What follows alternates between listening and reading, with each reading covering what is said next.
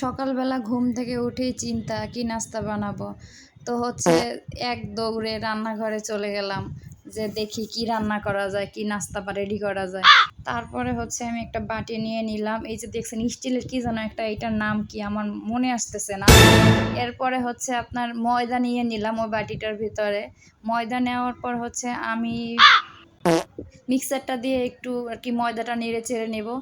এরপরে হচ্ছে একটু সয়াবিন তেল দিয়ে দেবেন। সয়াবিন তেল দেওয়ার পরও ময়দাটা একটু আবার নেড়ে চেড়ে একটু মিক্সড করে নিব। মিক্সড করার পর হচ্ছে একটু চিনি দিয়ে দিব। আমার ভাল লাগে তাই আমি দেই, আপনাদের যদি ভালো না লাগে চিনি দিব না, স্কিপ করবেন, সমস্যা নাই। তারপরে হচ্ছে এই যে নেড়ে চেড়ে একটু ঠান্ডা পানি দিয়ে দিবেন।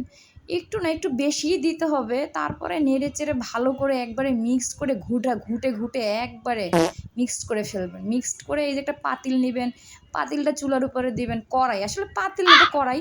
কি সুন্দর একটা দেখছেন, এটা ফ্রাই প্যান কিন্তু কড়াইও না। তারপরে হচ্ছে আমি এই যে দিয়ে তারপরে একবারে গোল গোল গোল গোল করে সুন্দর একটা রুটি বানিয়ে নেবেন। দেখছেন কি সুন্দর রুটিটা হয়েছে, তাই না?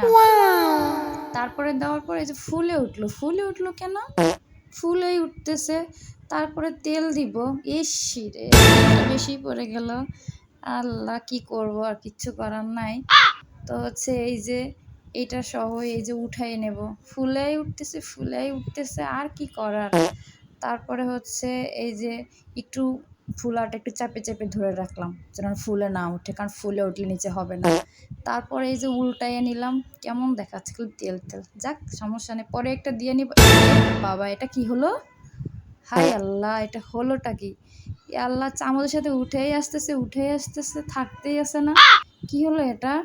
আচ্ছা সমস্যা নাই, পাতিলটা মনে হয় একটু বেশি গরম ছিল, এর ভিতরে আমি দিয়ে ফেলছি। আর সমস্যা নেই, এটা আমি একবারে খুন্তি দিয়ে চেপে চেপে রুটি বানাই ফেলবো।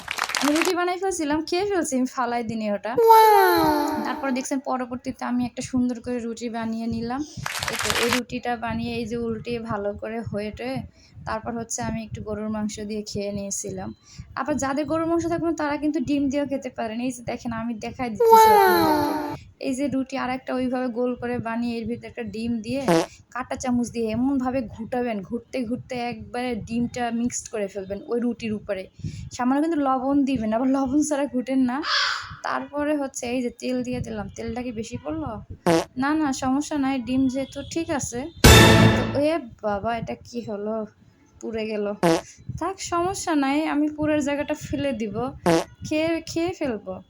এই তো, আপনারা আবার ডিম না থাকলে খালিও খেতে পারেন, যেভাবে মন চায় সেভাবেই খেতে পারেন।